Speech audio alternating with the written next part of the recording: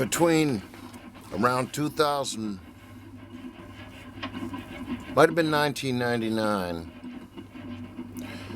It was just before my leg was broken and I embarked on a 4-year journey into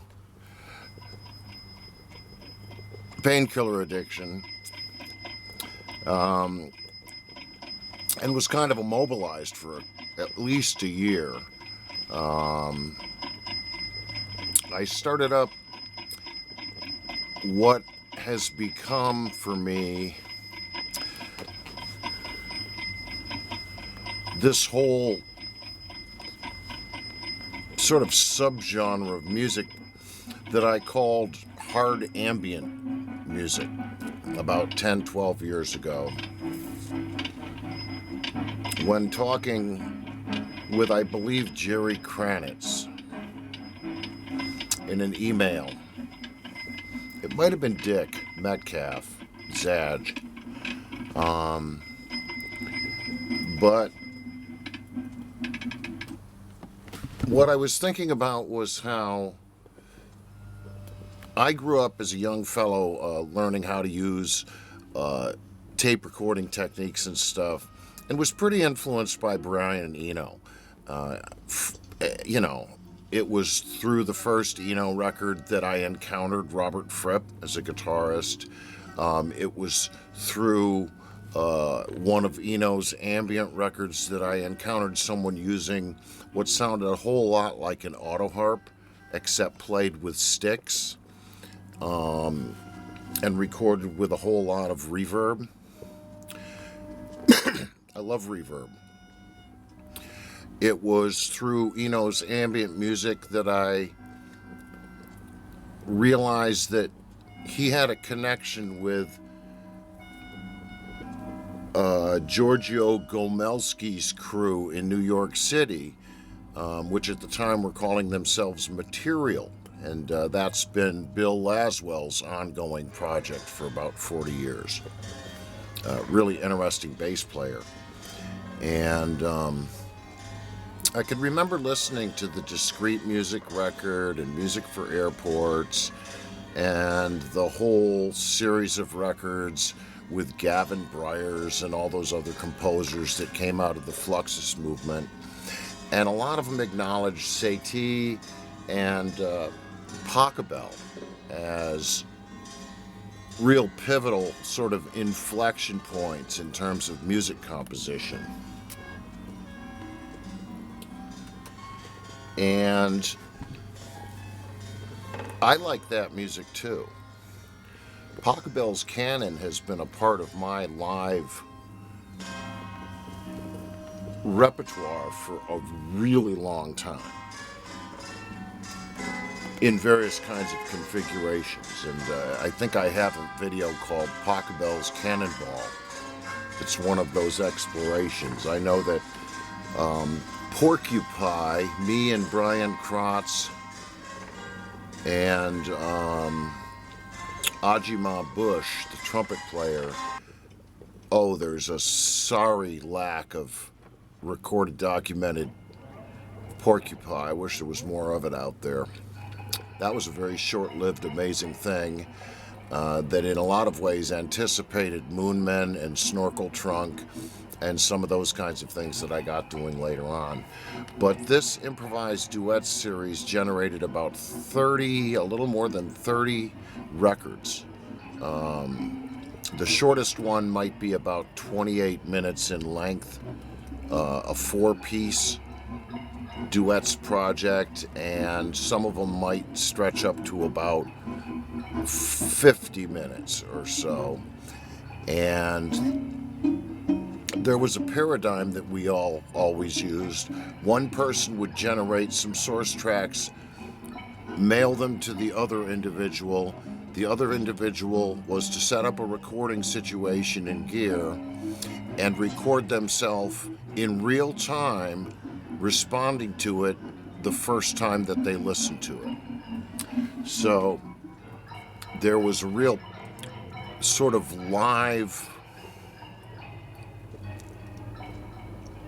in-tunedness that was required for any participant in the series, and we sustained that model for a really long time over a whole host of different individuals. So many, in fact, that I would forget some if I tried to remember off the top of my head. But I have everything inside on the top shelves of the right side of my recorded music archive in the house. The masters or something, cover art and so forth.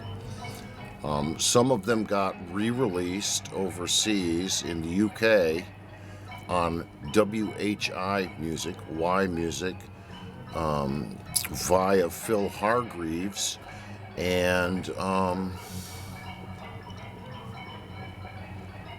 it's possible that maybe Greg Siegel and Don Campo and a few others may have co-released things that we did.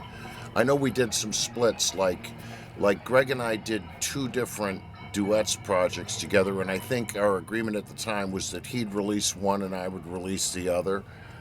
But that was a really long time ago, like 20 years ago, and they've pretty much disappeared.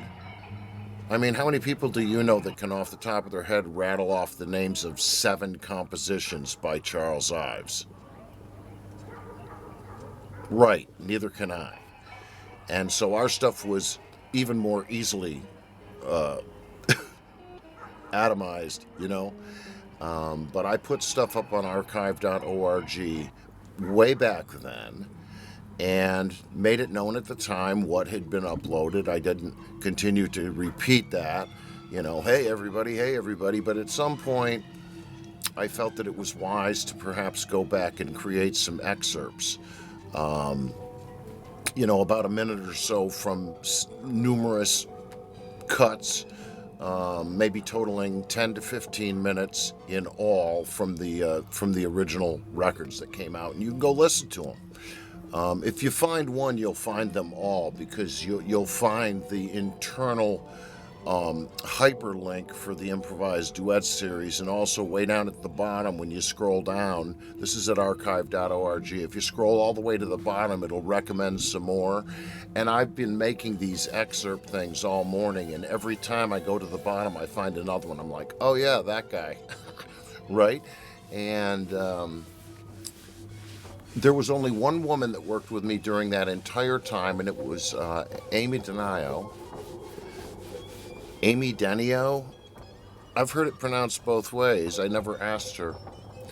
And she's a really busy and fascinating person to follow the recorded work of, the Tiptons Quartet, pretty amazing, horn group, that, I remember listening to the Rova Saxophone Quartet way back in like 1983 when I was living out in Monterey, California, and thinking, man, this stuff is out there, but I like it.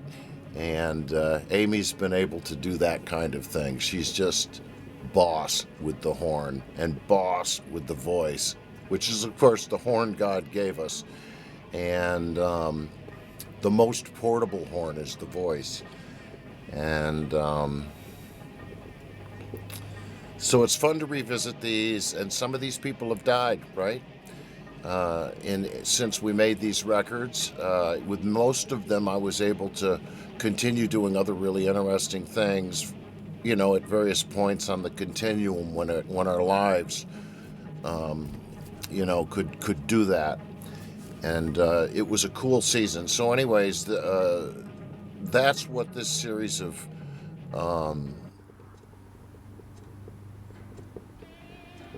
excerpts from various records seeks to do, is to just kind of honor the people and the moment and the ingenuity, in real time, and the incredible variety of dynamics and volume levels and busyness and serene horizon-like music that sometimes happened. There were times when we sounded kind of like a playground if none of the children were talking. but they were just running around doing stuff.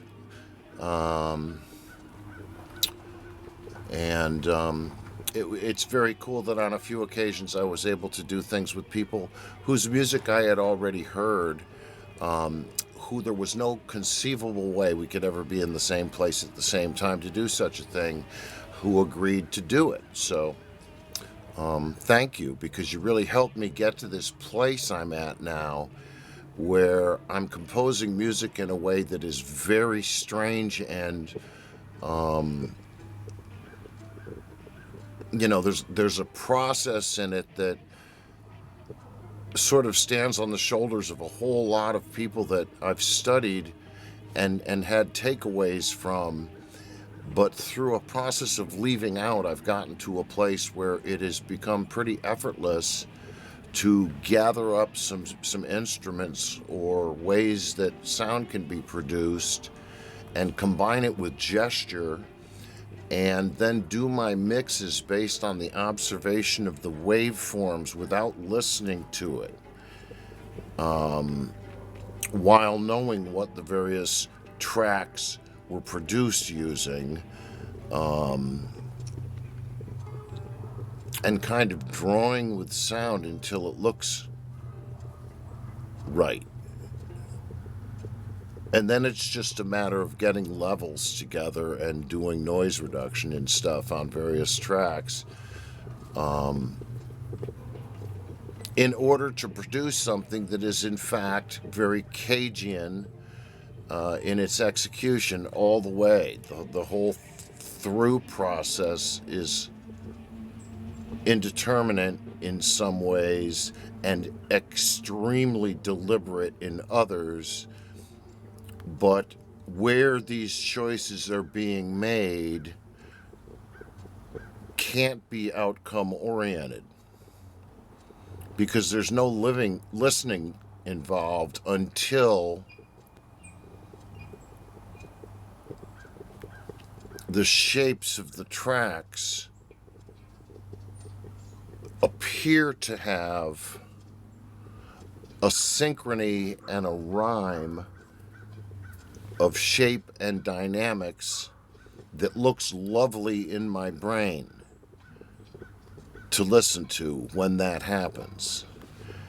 And another thing that sometimes happens during mixing, the mixing process, is that I'll duplicate a track and pitch shift it somewhere, and pop it off into another ear in order to create up or down some kind of an octaving or perhaps a harmony of some sort that is in perfect synchrony with the original recorded track. And sometimes I will reverb one and not the other of these two rhyming tracks, just kind of making a numeric decision about it. And I use a lot of 3s, 7s, and 11s in terms of shifting, semitones and stuff, because I know what those harmonies sound like in my head. I don't have to hear it in my ear to know what it sounds like. And so hard ambient music for me basically is, I realized that ambient music was really easy to listen to. Okay? It was like an elongated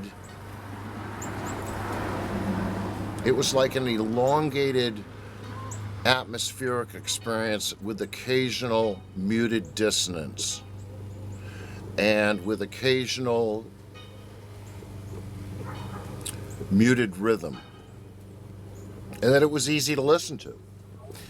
And a lot of the most interesting, and I listened to a lot of early Windham Hill and ECM and thought of it within the same kind of realm, this pleasantness. But it was people like Turge, or perhaps it's pronounced Terry Riptle, the guitarist, and some of the, people that played fretless bass and stuff, who burbled up out of the the horizon, as it were, like a ship appearing or something. And it was those things that were not so ignorable in ambient music that I wanted to hear more of. So I didn't want it to be ignorable. I didn't want it to be furniture music. I did want it to have the same kind of sense of ambience that this porch has, and that my old studio in the shed had, where the sounds of the world encroach and get on the recordings. I can hear a lawnmower in the distance. For 3 hours this morning, they were clearing a mountain of leaves off my next door neighbor's yard with these giant gas leaf blowers. And at one point, it was very interesting because it made my wife and I laugh.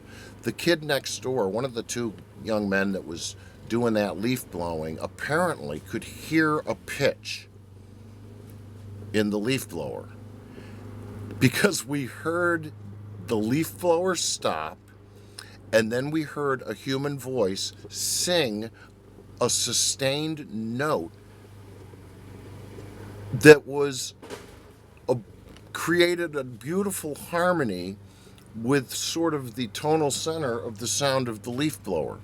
And then he turned the leaf blower back on, and we could hear both tones, and we started laughing because, you know, this young fella that does landscaping and stuff is musical.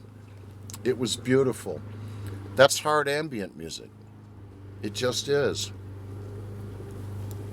You know, sometimes nature is in tune with deliberate instrument playing somehow. And it's not, it's no more manageable than the stars are. We can't reach them. They just, the ones that are up there are the ones you can see right now, tonight, you know. Hard ambient music, it pops through like smoke from the kitchen. You realize you better get in there and check what's in the oven. And I don't mind jump scares. And life is full of jump scares, and my music is full of jump scares.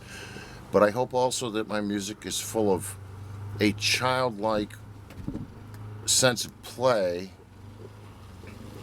that can get to the place where your mom comes in and says, hey, lighten up, when you're banging on pots and pans with spoons. Hard ambient music, it's fun. So I hope you dig this music that these different people have been involved in. And I'm going to make a whole bunch of them. It'll just keep me busy.